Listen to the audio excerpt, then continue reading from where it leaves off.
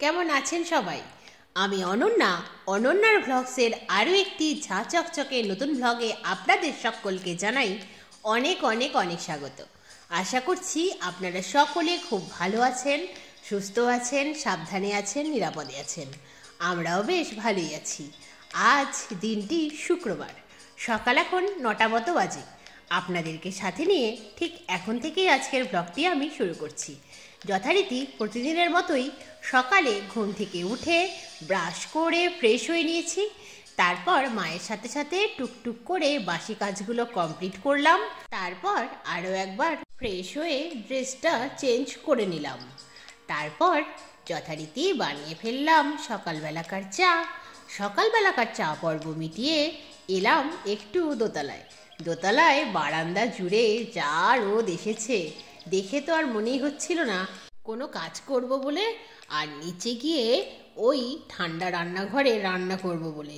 কিন্তু মনে না হলে তো হবে না বলুন। দায়িত্ব নিয়েছি, যে দায়িত্ব বড় বিষম বস্তু, যে দায়িত্ব নেয় শুধু সেই বুঝতে পারে। তাই মনকে বোঝালাম, দেখ ভাই, তাড়াতাড়ি করে কাজগুলো সেরে আসি, তারপর না হয় স্নান সেরে লাঞ্চ করে একবারটি এসে রোদে বসে থাকবো, তখন কোনো কাজ থাকবে না, কাজের পিছুটানো থাকবে না। এই বলে নিচে নামতে যাব, এমন সময় শান্তনা দিদি জামা কাপড়গুলো কেচে ধুয়ে দিল। তাই ভাবলাম একটিবার ছাদে গিয়ে জামা কাপড়গুলো মেলে আসি, আর একটু রোদের তাপ গায়ে মেখে আসি, আর একটু সময় রোদের সান্নিধ্য পাওয়া যাবে। তাই আর সুযোগটা মিস করলাম না। তাই ছাদে গিয়ে জামা কাপড়গুলো মেলেই দিলাম। তারপর যথারীতি নিচে এসে রান্নাঘরে সেটেল হয়ে গেলাম। রান্না বান্নাটা তো করতে হবে বলুন, শান্তনা দিদি চলে এসেছে, সেই তাড়াহুড়ো শুরু হয়ে গেছে আবার। যদিও তাড়াহুড়ো করতে থাকলে দেখবেন ঠান্ডা অনুভূতই হয় না, হয়তোবা টেনশন করতে করতে গরম লেগে যায় বলে অনুভূত হয় না, নয়তো অনুভূতির যে ফিলিংসটা সেটা চিন্তা করার সময় ব্রেন পায় না। কারণ তখন ব্রেনে চলতে থাকে কত তাড়াতাড়ি তুমি রান্নাটা নামাতে পারবে। এই তাড়াহুড়ো করতে করতে সকাল থেকে দুপুর হতে বেশিক্ষণ সময় লাগে না জানেন, অনুভূতই হয় না সকাল থেকে দুপুরের সময়টা। যে তাড়াহুড়ো করতে হচ্ছে কয়দিন, বাবারে বাবা, আর পারা যাচ্ছে না। তো দেখুন, আপনাদের সাথে গল্প করতে করতে রান্না বান্না কিন্তু শুরুই করে ফেলেছি। আজ যেহেতু শুক্রবার, আজ তো ননভেজ খাওয়ার দিন, তাই আজ রান্না হচ্ছে বাটা মাছের তেল ঝোল, উচ্ছে বেগুন ভাজা, আর আলু মূলো বেগুন সহযোগে একটি চচ্চড়ি বলতে পারেন। যদিও লাস্টে ধনেপাতা দেওয়া হবে। আর সেই যে তহবাজার থেকে বোয়াল মাছ কিনে এনেছিলাম, সেই বোয়াল মাছটি খাওয়া হয়ে গেলেও বোয়াল মাছের মাথা ডিপ ফ্রিজে ছিলই। সেই বোয়াল মাছের মাথা কোনো সবজিতেই মা দিতে চাইছিল না, কারণ বোয়াল মাছের মাথায় সেরকম মাছ কিন্তু থাকে না বলুন, কেমন খটখটে টাইপের। সেই জন্যই মা বলছে এই চচ্চড়িটা স্বাদও হবে আর বোয়াল মাছের মাথাটা উদ্ধার হয়েও যাবে, তাই এই মিশালি চচ্চড়িটার মধ্যেই বোয়াল মাছের মাথাটা দিয়ে দে। মা যেমনটা বলল, আমিও বাধ্য মেয়ের মতো তেমনটাই করলাম। এই মিশালি চচ্চড়ির মধ্যেই বোয়াল মাছের মাথাটা ভেজে দিয়ে দেব ঠিক করলাম। বোয়াল মাছের মাথা দিয়ে মিশালি চচ্চড়িটা বানিয়েই ফেললাম। চচ্চড়িটাই ছিল আজকে শেষ রান্না, অতএব রান্নাঘর থেকে আজকের মতো রেহাই পেলাম। তারপর যথারীতি বাসনগুলো নামিয়ে দিলাম বাইরের কলতলায়, আর গ্যাস আর রান্নাঘর ক্লিন করে ফেললাম।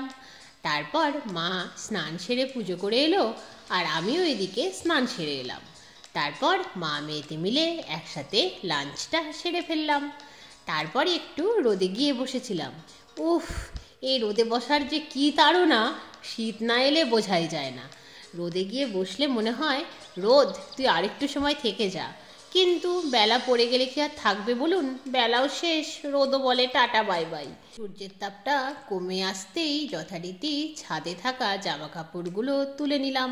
আজ বেশ তাড়াতাড়ি জামা কাপড়গুলো যেহেতু মেলা হয়েছিল আর রোদের ভীষণই তাপ ছিল, সেই জন্যই সব জামা কাপড়ই শুকিয়ে গিয়েছে। তারপর যথারীতি গাছগুলোতে জল দিয়ে নিলাম। তারপর সন্ধে হতেই সন্ধে প্রদীপ দেখালাম। তারপরে মিটিয়ে ফেললাম সান্ধ্যকালীন চা পর্ব।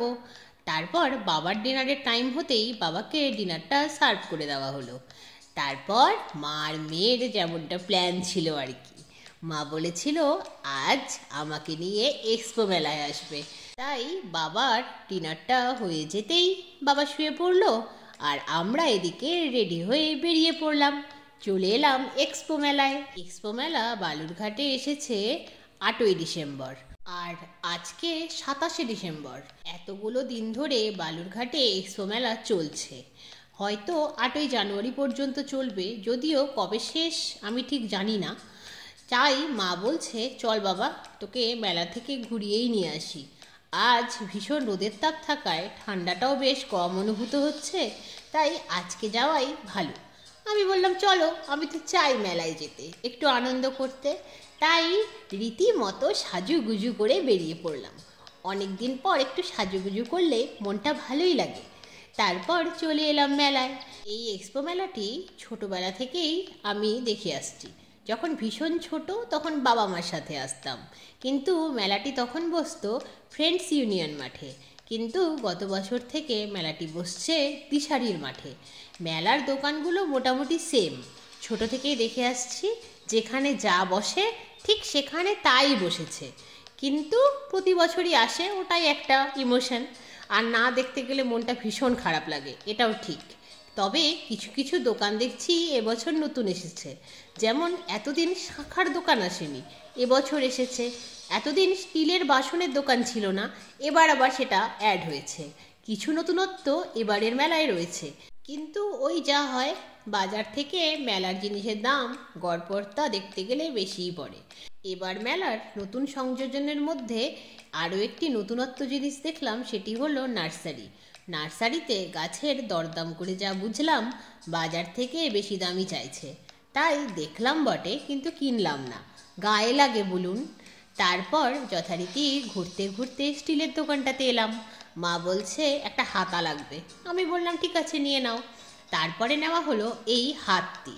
মা বলছে পিঙ্ক কালারের নেবে, কারণ এই হাত নাকি পিঠ চুলকোতে সাহায্য করবে।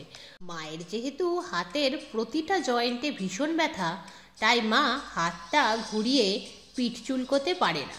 তাই মায়ের অস্ত্র হলো এই প্লাস্টিকের হাত, যেটা দিয়ে মা অতি সহজেই পিঠ চুলকোতে পারবে।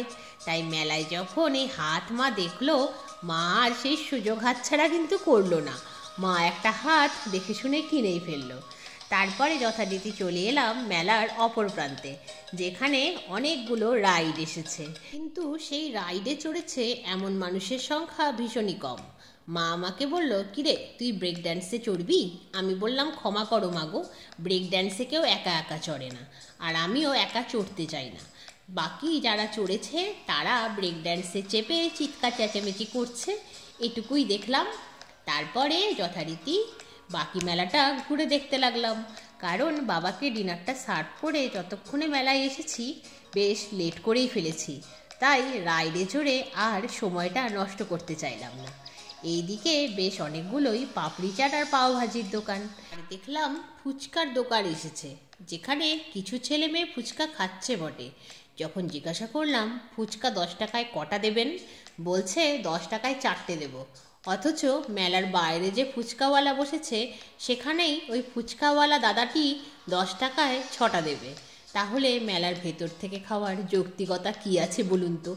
তারপর যথারীতি একটি 5 টাকার হরেক মালের দোকান দেখে দাঁড়িয়ে গেলাম। সেখানে ঠিক ঠিক করছে ভিড়, সেখান থেকেই বেশ কয়েকটা ক্যাচার ক্লিপ দেখে শুনে কিনে ফেললাম। তারপর বাকি দোকানগুলো দেখতে দেখতে ভাবলাম, যা করতে প্রতি বছর মেলায় আসি সেই দোকানটিই তো চোখে পড়েনি এখনও। মেদিনীপুরের পাঁশকুড়ার চপ, সেই চপ খেতেই তো প্রতি বছর আমি মেলায় আসি। পাঁশকুড়ার চপ না খেলে মেলা ঘোরা সম্পূর্ণই হয় না।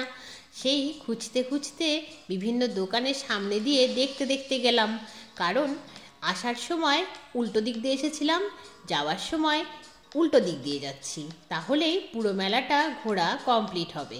অবশেষে দেখা পেয়েই গেলাম পাঁশকুড়ার চপের দোকানের।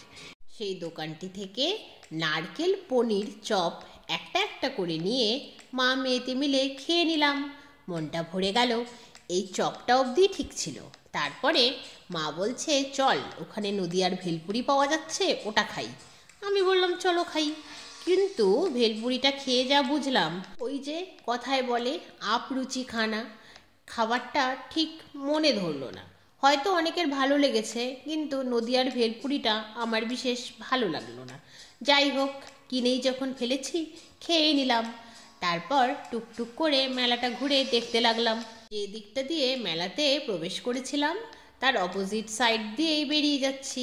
এইভাবে যাওয়া আসা করার একটাই কারণ, যাতে কোনো দোকানের কোনো জিনিস মিস না হয়ে যায়। যাওয়ার সময় দেখছি এই দোকানে অনেক কুর্তি আর ওদিকে ট্যাক্সুট ঝোলানো ছিল, তাই ভাবলাম এটাও একটু ভালো করে দেখে নিই, যদি কোনো পছন্দসই কিছু পাওয়া যায়। তাই দেখেই নিলাম ভালো করে। তারপরে মা বলছে, মা 3টে কাঁচের গ্লাস কিনবে। আমি বললাম চলো কিনেই নাও। প্রথমে যে দোকানটিতে গিয়েছিলাম সেই দোকানে আমাদের যেরকম কাঁচের গ্লাস রয়েছে সেরকমটা অ্যাভেলেবেল নেই, বলছে আগামীকাল আসবে। তাই আর এই দোকান থেকে কাঁচের গ্লাস নেওয়া হলো না। মা বলছে কি করবি? আমি বললাম চলো ভেতরে যে আরও একটি দোকান রয়েছে সেখানে যাই, সেখানে গিয়ে দেখি। মা বলছে অনেকটা হাঁটতে হবে তো। আমি বললাম দেখো মা, মেলা ঘুরে যা বুঝলাম, আরও একদিন আসার কোনো প্রয়োজন আছে বলে মনে হয় না। একদিন দেখাটাই এনাফ, এমন কিছু আহামরি জিনিসও আসেনি। তাই হেঁটে হেঁটে ভেতরের দোকানটিতে এলাম। তারপর দেখে শুনে 3টে কাঁচের গ্লাস কিনেই ফেললাম। দেখে শুনে নিতে হবে বলুন, কাঁচের জিনিস বলে কথা, সাইড ভাঙা ফাটা এরকম তো রয়েছে। তাই দেখে শুনে 3টে ফ্রেশ কাঁচের গ্লাস কিনে লাস্টে দেখলাম এত সুন্দর একটা ফুলের দোকান। যদিও ফুলগুলো প্লাস্টিকের, তবুও দোকানটি বেশ সুন্দর। সর্বশেষে দেখলাম এই গুড় জয়নগরের মোয়া আর কাঁচাগোল্লার দোকান। তারপর বাহির পথ দিয়ে মেলা থেকে বেরিয়ে টোটোতে চড়ে বাড়ির পথে। তাহলে আজকের মতো এই পর্যন্তই। আবার আপনাদের সঙ্গে দেখা হবে খুব শিগগিরই অন্য একটি নতুন ব্লগে। ততক্ষণ সবাই খুব ভালো থাকবেন। আজকের ব্লগটি কেমন লাগলো জানাবেন, ভালো লাগলে একটি লাইক করে দেবেন, চ্যানেলে নতুন হলে চ্যানেলটিকে সাবস্ক্রাইব করে আমার বন্ধু হয়ে যাবেন। টাটা।